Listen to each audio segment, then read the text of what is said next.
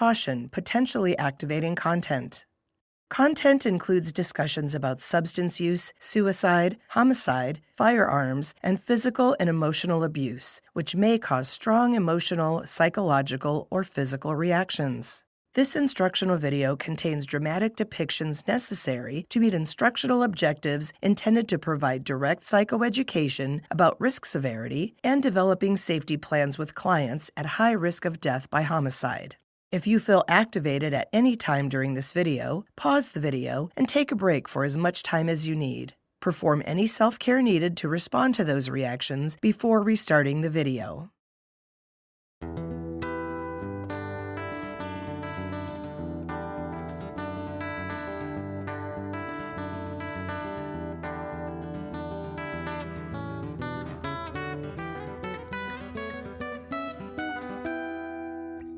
APS professional Danny Parker has arrived at the home of 67-year-old Genevieve Gordon to investigate possible emotional and physical abuse of Genevieve by her adult son, Justin.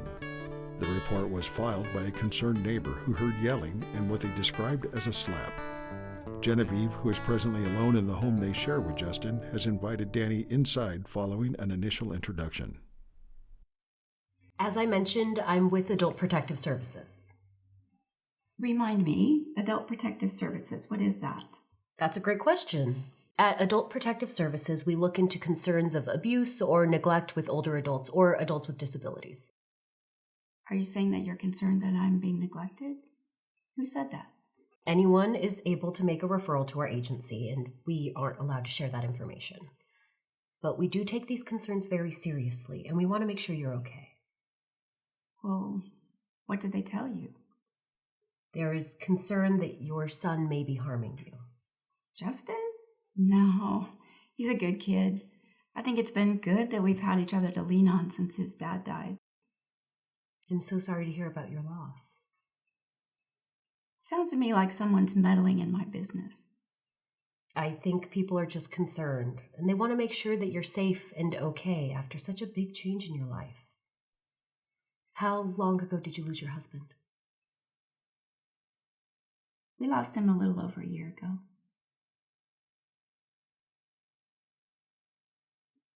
He took his own life. I'm so sorry to hear that.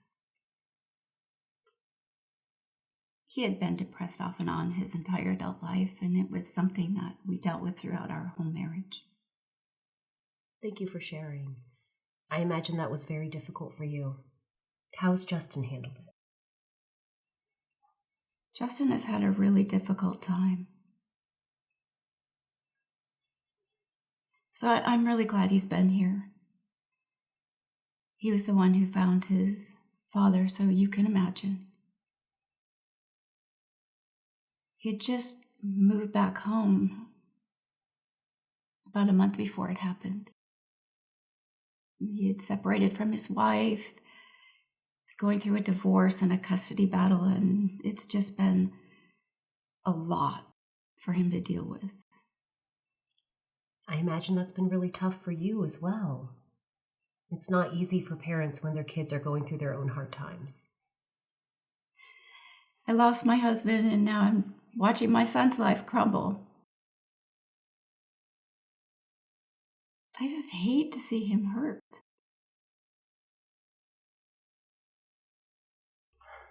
I'm sure that's been hard. Have you noticed any changes in his mood or behavior? I suppose. He's been drinking. Gosh, every day now that I think about it.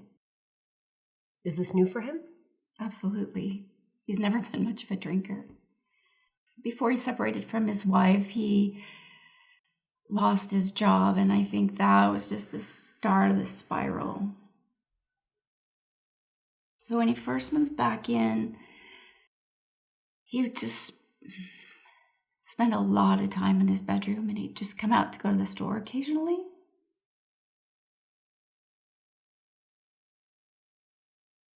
And I think he would go to the bar sometimes.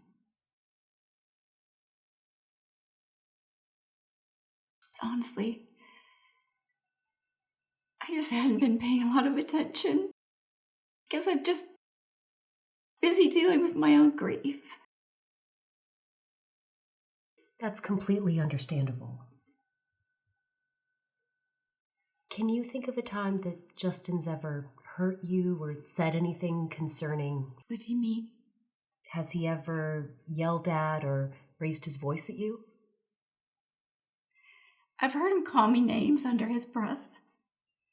It just seems like his fuse is extra short, like he has no patience for anything.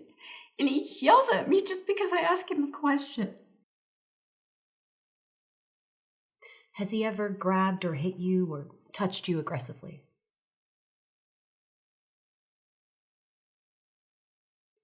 No. You said no, but your mannerisms have changed. Tell me more about that. He has hit me. Can you tell me about what happened when he hit you?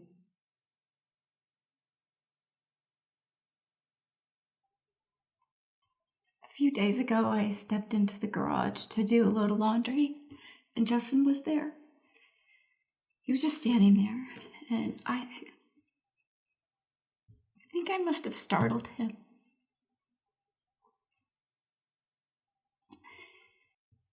So he turned around, and he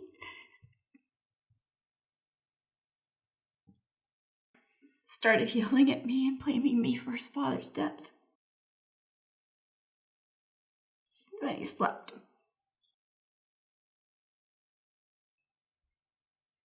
He has never done anything like that before. I still can't believe it. Oh, Jenny, I'm sure that was very scary. And he said, I wished it had been me that died. Then he looked right at me, and he said, it's not too late.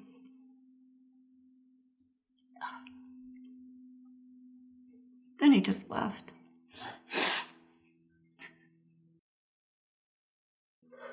Okay.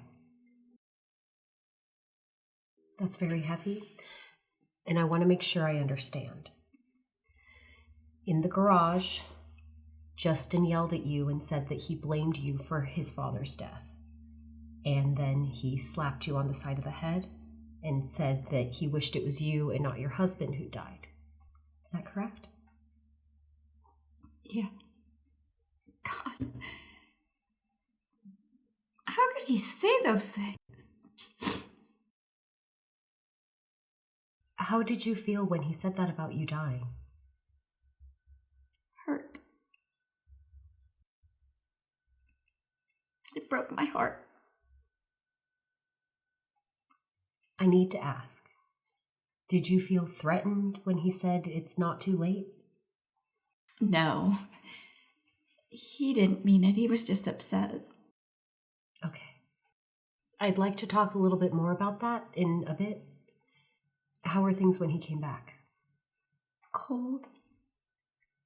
He kept his distance. When our paths did cross, he would just give me dirty looks. Once he shoved me with the shoulder and knocked me into the wall.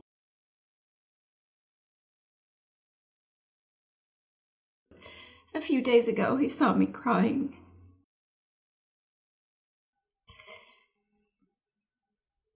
And he asked me if I wanted him to put me out of my misery.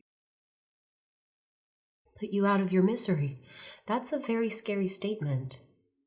What do you think he meant by that? I don't know. I guess that could be seen as threatening. Thank you for sharing all of this. With everything that you mentioned, the yelling, the shove, and the comment in the garage, do you feel like he's been behaving like this more when he's sober or when he's been drinking?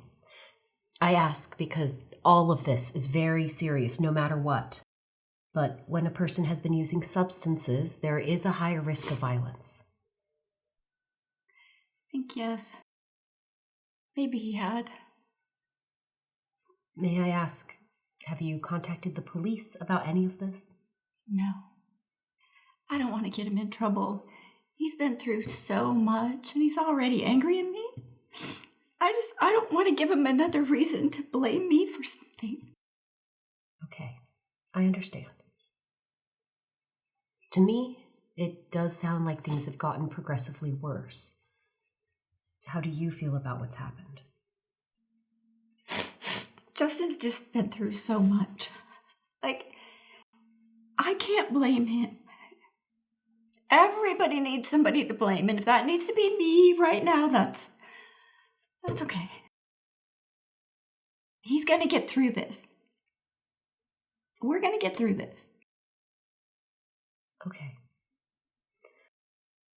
On a scale of 1 to 5, with 1 being terrified and 5 feeling very safe, given all that's happened, how safe do you feel about Justin staying in your home? Well, maybe a 3. I just feel like I walk on eggshells lately. He still really hasn't said much to me. Actually, make that a 2. I saw the handle of a gun in Justin's waistband one night when he got home. Do you have a gun in the home? He did, but my husband used that to take his life, so the police took that. That was the only firearm that we had. Justin must have gotten another one. Thank you so much for sharing that. It really helps me understand the situation. You said that was the only firearm that you had. Has that changed?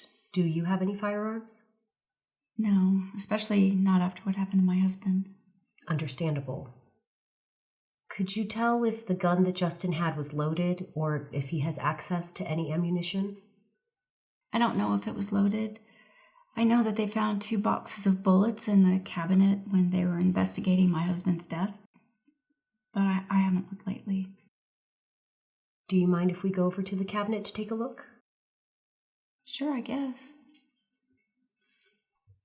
Do you think I have a reason to be worried? Unfortunately, Jenny, I do. Given all that you've shared with me and knowing the stress that Justin is experiencing, I'm very worried that he may seriously injure you or could take your life. He's already shown you that he can hurt you, both physically and with his words, and he's been acting out more when he's inebriated, which is happening more often than ever. You also mentioned that you've seen him walking around with a gun. This cannot be happening. I know this is a lot for you to process. You've shared 2 examples of Justin threatening to kill you. Knowing that he has access to a firearm, I want to make sure before I leave that we have a safety plan in place to make sure that you and Justin are safe. Let's start by looking at the cabinet, if that's okay.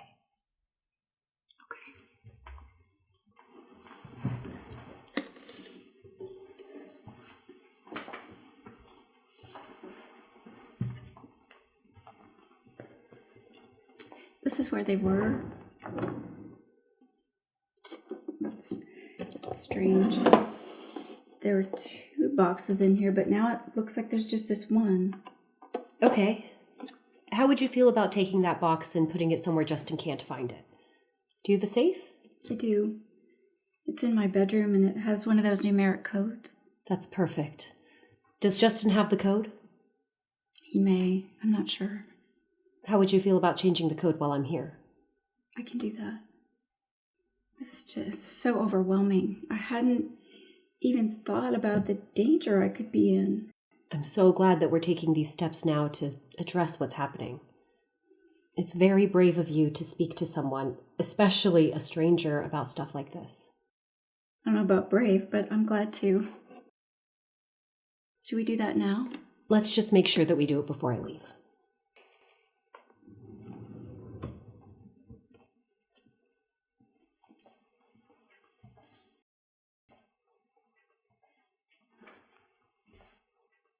Now that we've talked some more, what do you think about contacting the police? I believe your life is in danger. I imagine all of this is very difficult, but I'm very worried that Justin will kill you. You are? I just don't think he'd really do anything like that. Jenny, if we were talking about someone else, say a friend, would you think that they're in danger? Yeah, probably. Given that, would you like to contact the police while I'm here? I don't know that I want to do that. Okay. I can hear that you're unsure. Would you consider contacting the police if Justin does or says anything that could be construed as threatening?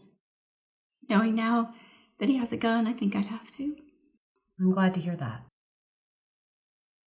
I want to let you know that I'm required to report this to law enforcement myself. Whether or not you decide to speak to law enforcement is up to you, but I imagine that they'll want to come and meet with you. I understand. Do you have a cell phone? I do.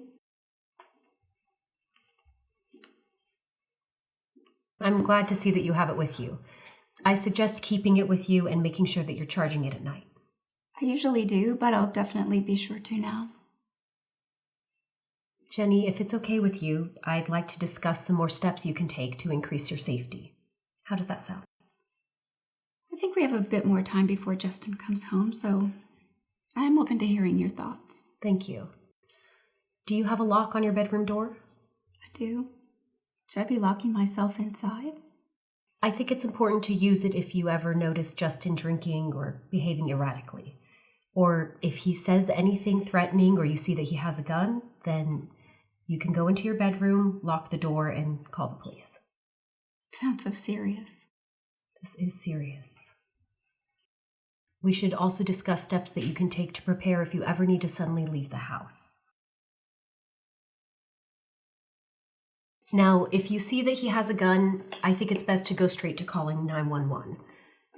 If not, here is a list of different shelters for women who are experiencing family violence, and there is a list of crisis hotlines that you or Justin can call if you see that he's experiencing a mental health crisis. Licensed clinicians can come to your home and evaluate Justin, and if needed, they can take him to a hospital to keep him safe. I can't believe this is happening. This is a lot to take in. How are you feeling right now? Overwhelmed, for sure, but okay. I'm grateful that you're here and for giving me all this information. Of course. Do we have time to keep going? If Justin gets home while I'm here, I can take off my ID badge and we don't have to tell him the real reason I'm here. That's a good idea, but I just don't want to take up too much more time just in case. Then while we still have time, let's talk about putting together a go bag. It's a go bag. It's a backpack or a duffel bag that has important things and essentials like important phone numbers, a change of clothes, and a phone charger.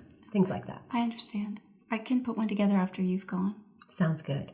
If you'd like, I can send you a list of items to put in your bag. Would you like that? Yeah, that would be helpful. Could you email that to me? Absolutely. What's your email address? ggordon123@gmail.com. Okay. And I want to make sure that you have my contact information as well. But rather than leave my business card here and risk Justin finding it, how about we put it directly in your phone? It doesn't have to say where I'm from. That'll be fine. Who else do you have nearby, like a close friend or family member that you can lean on for support, especially if you need to leave? I'm not sure off the top of my head. I think it's important that you have someone who knows what's going on and to have a place to go if you need to, if that's something you're comfortable with. Okay, I can think about it. I'm still in touch with some friends I used to work with, and they were really supportive through all this stuff with my husband. Sounds good. Maybe we can think of some other people who can drive by periodically and ensure that you're safe. I'm not sure I'm comfortable letting too many others know what's happening. That's understandable, but I do hope that you'll consider it further at some point. It helps to know that we're not alone. We'll see. I really appreciate you allowing me into your home and being so open, sharing all of this. Do you have any questions or any concerns you'd like to discuss? I'm grateful to whoever was concerned enough to call. This is it's so overwhelming. But at least we have some plans in place should things go wrong. Good. Can I call you in a few days to check in and see how things are coming along? I would really appreciate that. Perfect. What's the best time to call? Justin usually leaves in the morning and he doesn't come back till after dark. So between 10 and 6 would be best. Sounds good. In the meantime, if you feel unsafe at any point, call 911 and lock the bedroom door. I will. Good to hear. Now, before I go, how about we put my phone number in your phone?